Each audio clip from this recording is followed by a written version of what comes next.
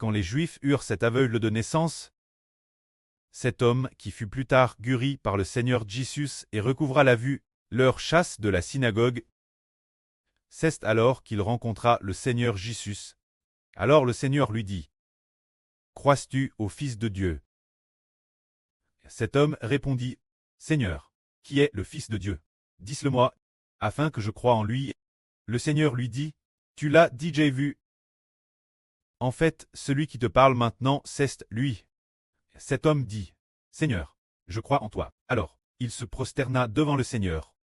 Nous disons, que signifie croire au Seigneur? Cela revient dire, se placer sous le nom du Seigneur Jésus, devenir des enfants sous le nom du Seigneur Jésus, faire de Jésus notre Seigneur. Croire au Seigneur Jésus, c'est laisser le Seigneur Jésus devenir notre Seigneur, plus grand que nous, dans notre vie, dans notre esprit, d'être éternellement notre Seigneur. Alors cet homme dit, « Seigneur, je crois en toi. » Dès lors, Jésus pour toujours et jamais devint le Seigneur de cet homme.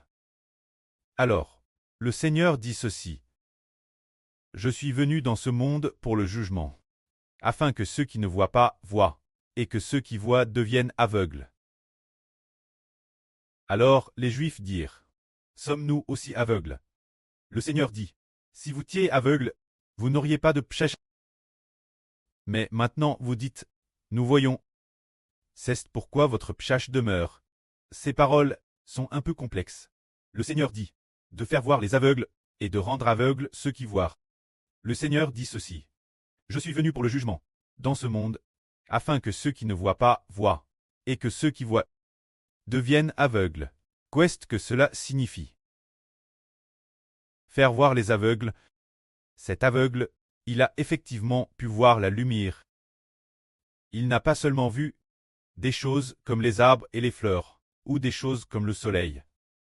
Mais qui a-t-il pu voir? Il a vu que Jésus est le Seigneur. Il a vu, bien qu'il était aveugle. Maintenant, il voit que Jésus est le Seigneur. C'est le hercite d'avoir des yeux qui voient. Mais le Seigneur dit encore aux Juifs que ceux qui voient deviennent aveugles. Les Juifs voyaient. Ils pouvaient voir les choses, et ils ont été témoins oculaires de Jésus ouvrant les yeux de l'aveugle. Mais ils ne voient pas que Jésus est le Seigneur. Ceux qui ne voient pas que Jésus est le Seigneur sont appelés aveugles. Alors, il dit encore, le Seigneur dit encore. Les Juifs dirent, sommes-nous aussi aveugles?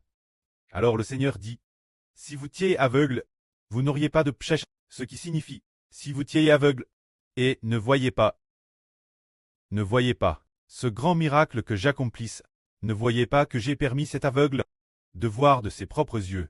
C'est pourquoi vous ne voyez pas que je suis le Christ? Pas d'occasion de voir.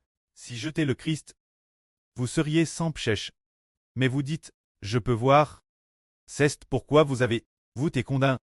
Parce que leurs yeux ont vu Jésus ouvrir les yeux des aveugles. Pourtant, ne voient pas que Jésus est le Seigneur de la vie. Ne voient pas que Jésus est Seigneur. Alors, ils n'ont pas voulu accepter Jésus comme leur Seigneur. Jésus n'était pas dans leur vie. Pour traiter leur Seigneur. C'est pourquoi ils sont condamnés. L'homme est condamné parce qu'il ne voit pas que Jésus est notre Seigneur. Et n'accepte pas Jésus comme son Seigneur. Une telle personne sera condamnée, car tout le monde a péché.